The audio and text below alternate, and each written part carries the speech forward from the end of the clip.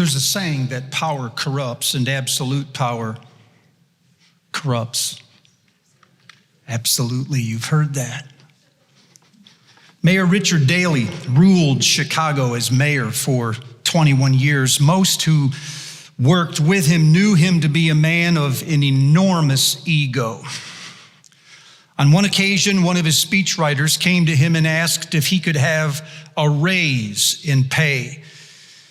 Daley responded quickly that there would be no raise forthcoming. He said, "You're getting paid enough already, and besides, it should be enough for you that you work with a great American hero like myself."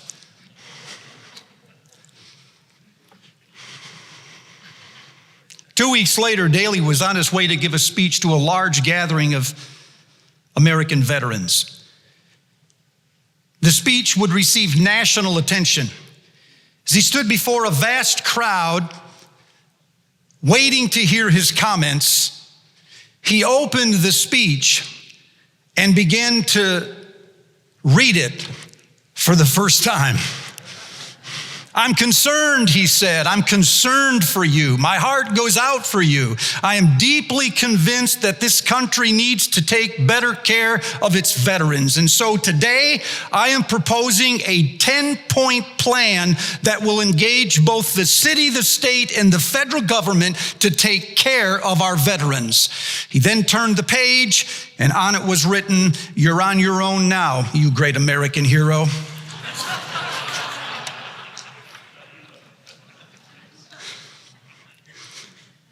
Have you ever lived with, voted for, served under, answered to, been asked to defend or support someone who abuses power? And have you ever secretly wondered, hoped that something like that would happen to them? The historian Henry Adams says that power is like a tumor that attaches itself to one's personality and ends up killing the victim's sympathies. He was a historian, I say, and not a doctor, but he was not far from the truth. Another who was a doctor, Suvinder Obhi from McMaster University in Ontario, a neuroscientist, actually studied the brains of people after they had been under the influence of power for a number of years and noted that it was creating new neural pathways that were visible in imagery on a person's brain. Another person whose name was Dr. Kentler, who is a doctor of psychology at University of California, Berkeley, has studied people who have power for more than 2 decades. And he noticed what he called a hubris syndrome. In Kentler's words, they acted as if they had suffered traumatic brain injury.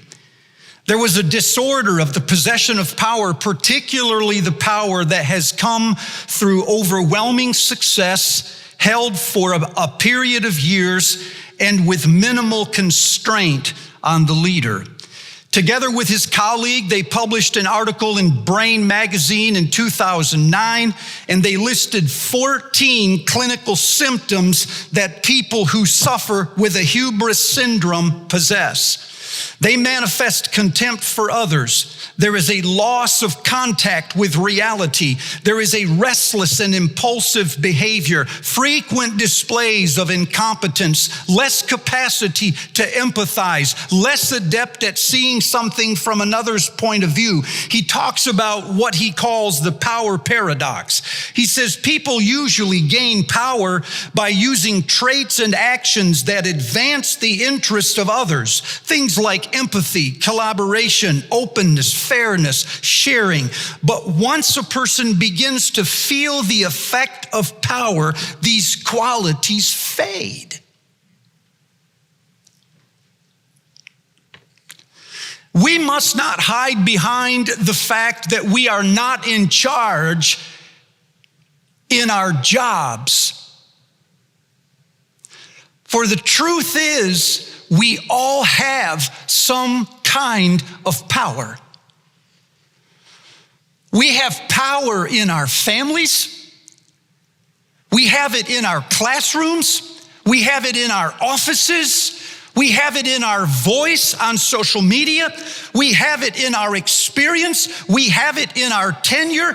The question is not whether you have power, it's where. So I want to speak, if I can, to people who have power and people who live under power that's been corrupted, because I wonder if they're not the same people. Have we not in the last year, each one of us, come to some point where we were frustrated with the leaders that were over us?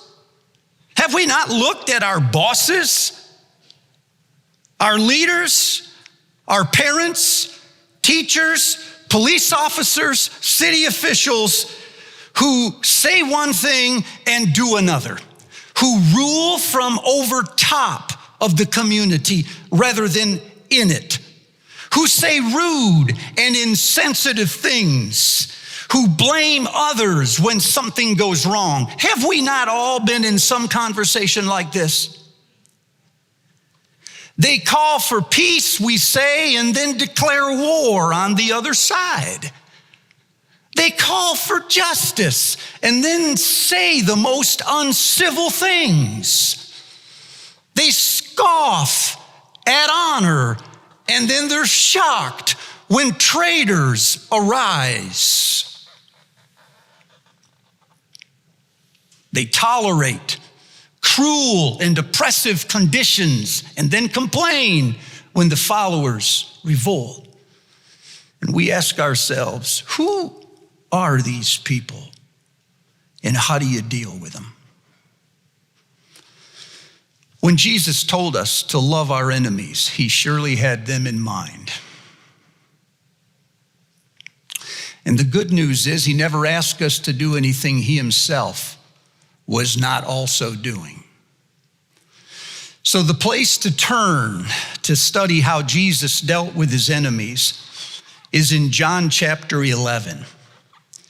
Right after Jesus raises Lazarus from the dead, a collection of Jesus's enemies converge for the first time in Caiaphas's house. There are the Pharisees, who are like a conservative layperson, an expert in the Torah. They're the reforming party. They're calling Israel back to its roots. Think of the Tea Party in America. Then there are the priests. This is Israel's clergy. They serve in the temple at the ritual of cleanliness. They dedicate children, they receive confessions, they receive the tithe.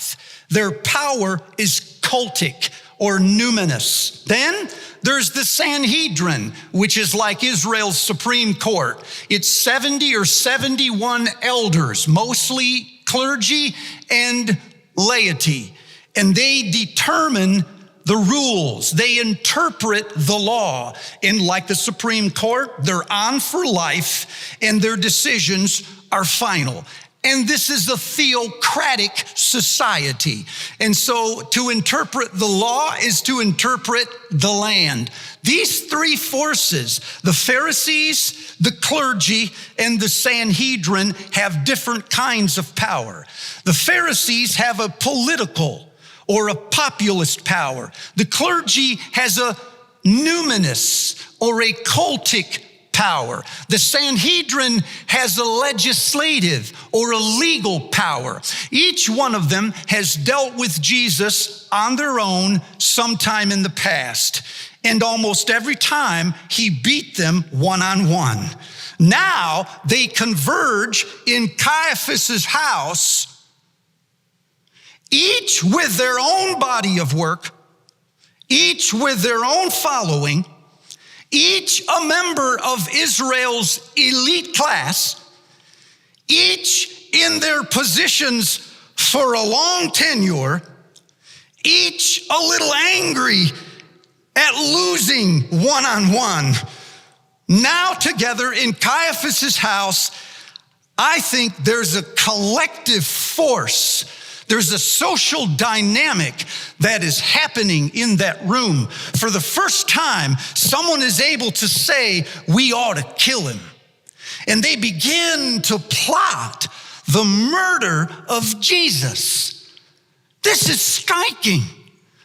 A man who has himself murdered no one. A man who has committed none of the 5 death sentences. And beyond that, they're even willing to kill Lazarus, whom Jesus just raised from the dead.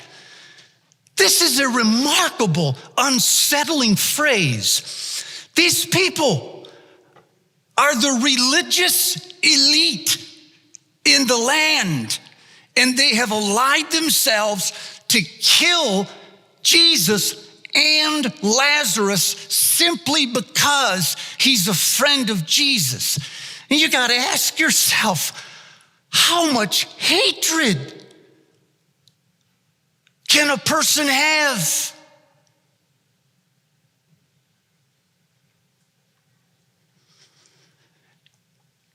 And yet they hide behind the fact that they are religious people. They justify their malice with their status. And they justify it with their agenda. In the middle of the argument, Caiaphas, the high priest, stands up and says, you people don't know anything. It is better for us that one person die for the country than that the entire country perish. If this continues to go on, the Romans will come in and take our temple and take our land. He isn't lying. 40 years later, that is exactly what happened. The Romans came in and burned the temple and took the land. And people, what rattles me is that this is an argument made by religious leaders who are ensconced in their positions and in their assumptions. And once they have come together in Caiaphas's house, they are emboldened to do things that none of them dared try alone. And their feelings and their intensity has insulated them from any dissenting views. And now they are ready to amplify their malice and kill someone like Lazarus, who has not done anything to them.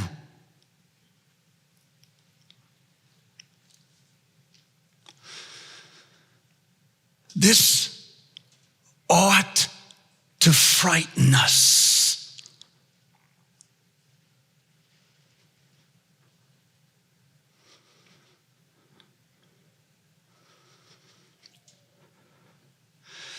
We are religious people who sometimes have been emboldened in our gatherings. And we have become insulated inside of our arguments. Our assumptions have grown up onto us like barnacles on a boat or tumors in a body, and they have started to distort our personalities. And it is shocking to me what Christians can call for today in the name of justice. Our agenda is right. We are saving the temple and saving the land. Therefore, we must crush the opposition. People, our problem is not with our agenda. Our problem is with our culture. Our problem is with the kind of power we are using. We are simply using the same kind of power against our enemies that our enemies are using against us, and often justifying this in the name of the outcome. Brothers and sisters, these things ought not be.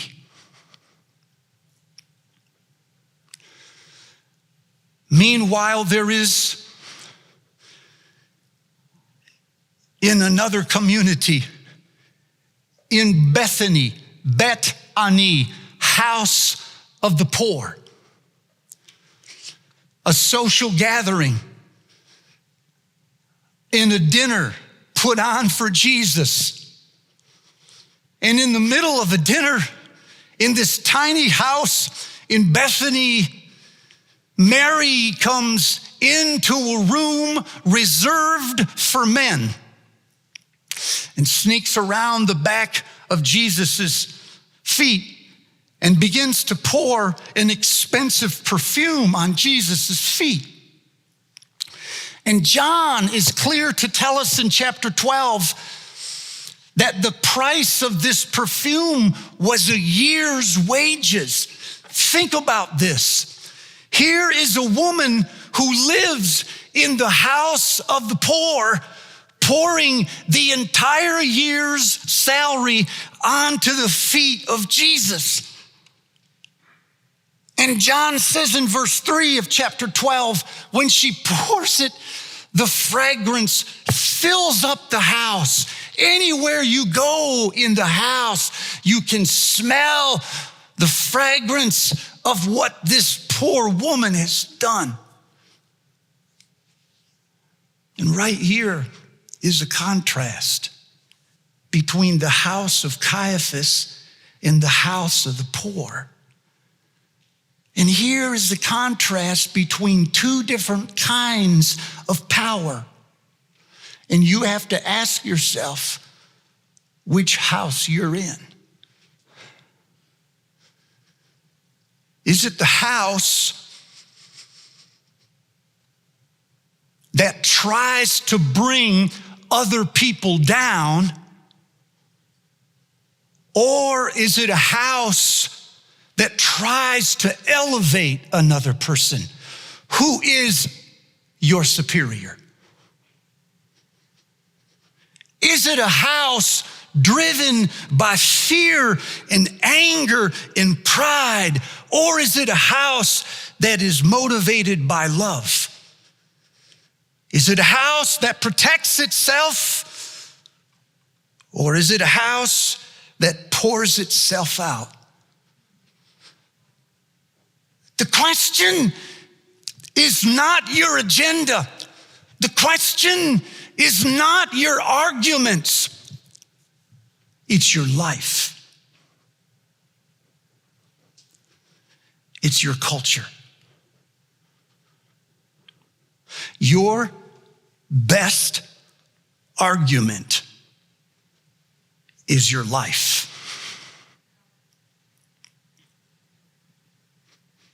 At the end of his article on this, Dr. Cantler, the psychologist from Berkeley, talks about what is it we can do to overcome this creeping sickness that happens to us after we have succeeded and been in our positions for a long period of time and not been contested by very many people. His conclusion is it is inevitable and it's incurable. Have a nice day. Oh, man, I came away from that rattled. I thought, oh no, I've been here almost 20 years.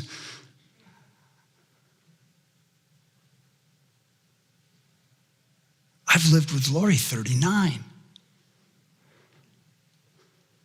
I've been a dad for 35. I don't have a presence on social media.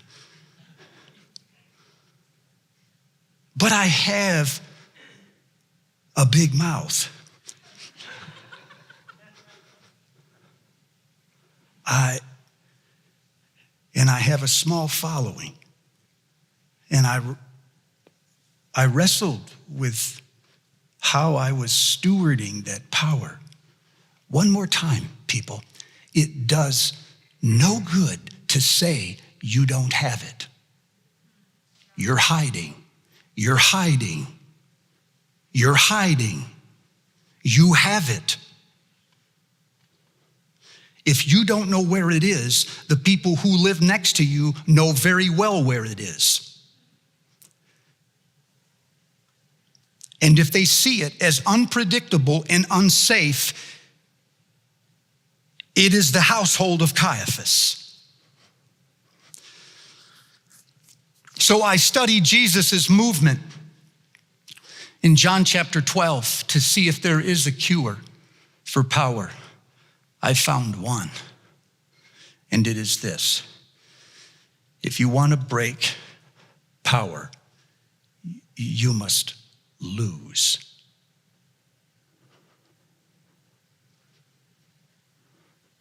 You must lose.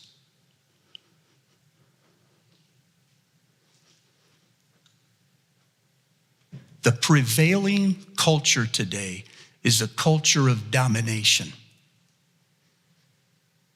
It's a culture of threat, manipulation, duplicity. It's a culture of overwhelming, a culture of violence. And the only way we can resist this culture is to lose to it. Because as Rene Girard points out, it is in the losing society becomes aware of the difference. The power of Jesus is that he lived consistently a narrative that was opposite the one they painted about him.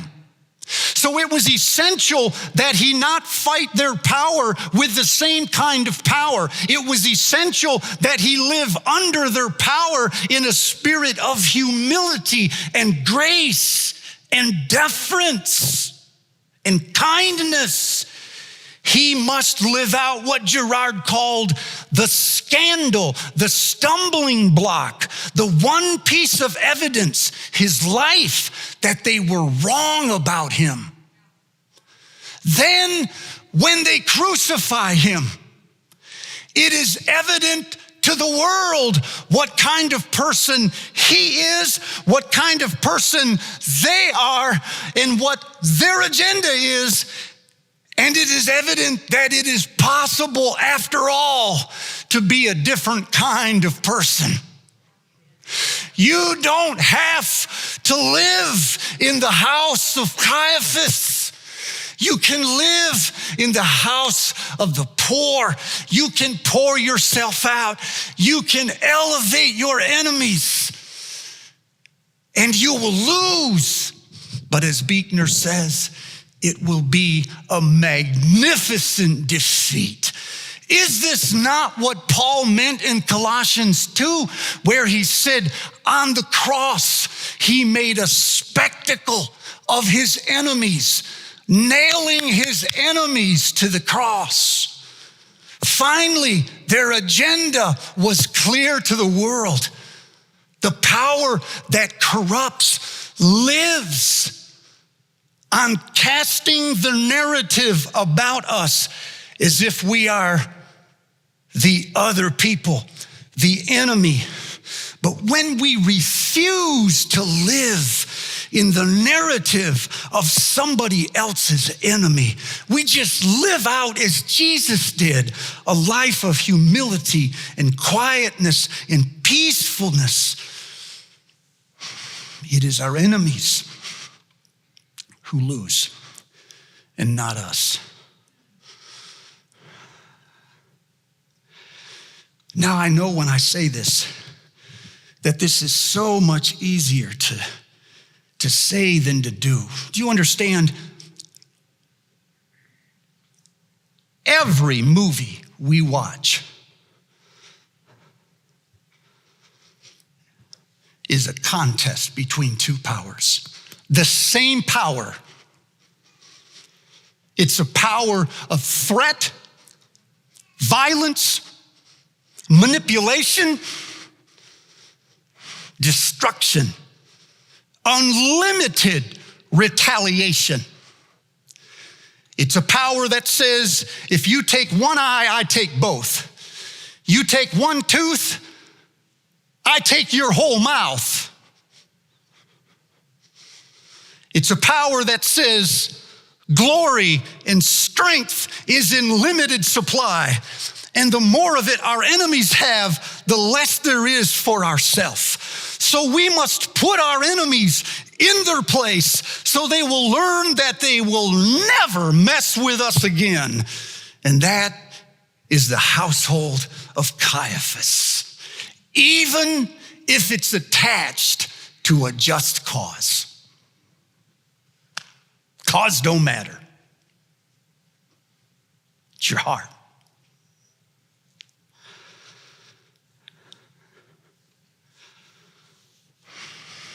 Every movie displays this. And the people of God, starting with me, watch this. And we slowly believe that this is the way differences are settled. How does Jesus handle this? I think the secret is there at the end of this passage in verse 53 and 54 of chapter 11. This is what it says. Once it was clear that the three powers had come together and had determined to kill him, Jesus himself withdrew with a small circle of his friends out near the wilderness. And I think that's the secret. When you sense the power over you is corrupt and abusive, it is to withdraw rather than to attack. But withdraw with a circle of your friends. And while you're there, pick up one of the Psalms. And let the Psalms give you a language, a grammar of lament. In Psalm 57, written by David while he was hiding from the power of King Saul, he articulates in verse 1 a coming disaster. In verse 2, he says that his life is in God's hands. In verse 4, he says that his enemies are attacking mostly with their mouth. Accusations. It sounds an awful lot like what's happening in John 11 when Jesus is running away from the powers that are seeking him. And two themes emerge in that great psalm. One is complaint, and the other is surrender. There in these two themes is our salvation when we deal with corrupt power. In complaint, we tell the Lord exactly what our enemies are doing. We plead our own innocence. We call for God to bring justice to those who are using systems, laws, and sometimes brute force, status, positions to have their way. That is the language of complaint. But then, in the same moment, is the language of surrender, where we say to the Lord, but My life, O God, is in your hands. I hide under your wing as a place of refuge. You are my protection and my defense. Now listen, we must be careful not to hurry too quickly from the one to the other. We have a tendency, we evangelicals, to elevate praise and surrender and not worry so much about complaint. But it is essential that we take our time complaining and giving voice to the power that is abusive. And it's essential that we say these complaints to God about others, not to others about God. And while we complain, in the same breath, profess our total confidence in the outcome. In the midst of the struggle for civil rights in America, Martin Luther King called his people to higher ground. He called them to love their enemies. He called it the strength to love. He said that we must love our enemies because hatred only incites more hatred. Hatred scars the soul and distorts the personality, but love alone transforms our enemies, and love will make us sons and daughters of our Father in heaven. At the end of that sermon on loving our enemies, he writes words that I think apply to many of us today that find ourselves in a culture of resistance. He writes, to our most bitter opponents, we say, we shall match your capacity to inflict suffering by our capacity to endure it. We shall meet your physical force with our soul force. Do to us what you will, and we will continue to love you. We cannot in all good conscience obey your unjust laws, because non-cooperation with evil is as much a moral obligation as is cooperation with good. But throw us in jail and we will still love you. Send perpetrators into our community and beat us until we are half dead, and we shall still love you. But be assured of this, we will wear you down by our capacity to suffer. One day we shall win our freedom, but not only for ourselves. We shall so appeal to the heart and conscience of the nation that we shall win you in the process, and our victory will be a double victory.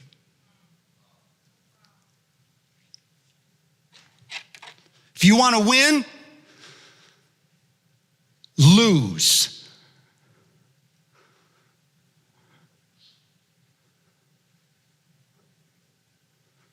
With integrity.